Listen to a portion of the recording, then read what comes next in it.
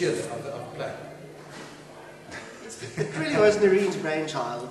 It was Nerene's brainchild? Yes. He was just trying to force her to talk? Yes.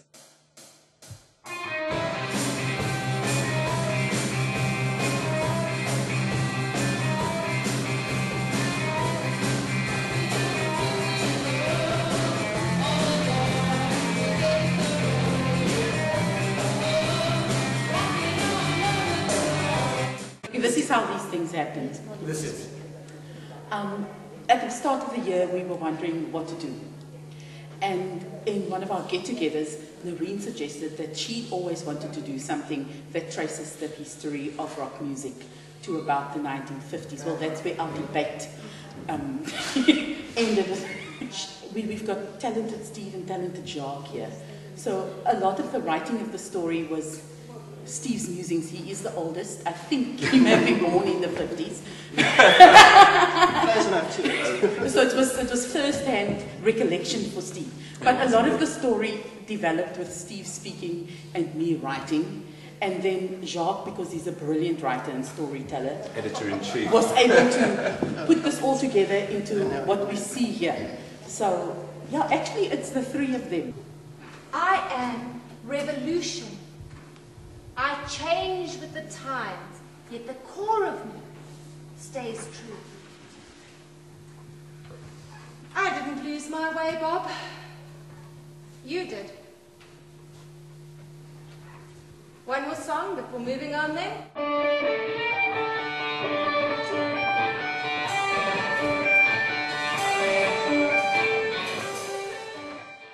It traces Bob Stone. Bob Stone is an amalgamation of probably all of us to a degree, to our views on music and probably things I know I went through, as in thinking that modern music was crap and that sort of thing, particularly in the 80s. And to try and learn to tap into music and respect it for what it is, to any one generation at a time. It doesn't need to be my cup of tea, it doesn't need to be my parents' cup of tea or my kids' cup of tea. All music is valid for what it is and for what it does for any one particular generation. And that's what we're trying to get across in what we're doing.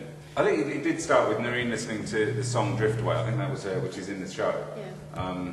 And she was listening to it, and just it brought back, I think, a few memories and that sort of thing, and just how music has changed and the dynamics that go with that. And so it just all sort of came from there. May we tell a funny story here? Please tell us. It's because Nerene's car actually still has 8-track. That's not a funny story, that's sad. There's a fine line.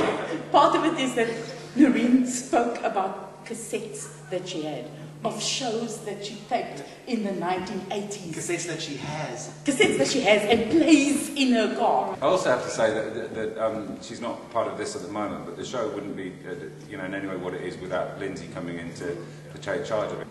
Rock. Yes. Turn the clock, not clockwise, hey, anti-clockwise. You're going back in time. Okay, all right, don't say let's turn the clock back to there. Turn the clock back to there. Work it anti-clockwise. We sort of did what we could for a month or so in terms of the script and the lines and getting some basics sorted out. But Lindsay, as you know, puts on a good show every time, and the show has really been transformed since the first week of September. About 3 weeks ago, 2-3 weeks ago. In fact, we put it together having in mind that Lindsay would be doing her magic to it. Yeah. We're running Thursday 30th of September, Friday and Saturday the 1st and 2nd, and then the following week, Thursday, Friday and Saturday. I don't know what to say. Okay, you can speak about tickets, Nerene. You know this. Pet and Pool Hyper. Tickets are available at Pet and Pool Hyper, behind the Knysna Mall, 23 Nelson. And for how much? R100 per person. Bring your own picnic basket, cash bar.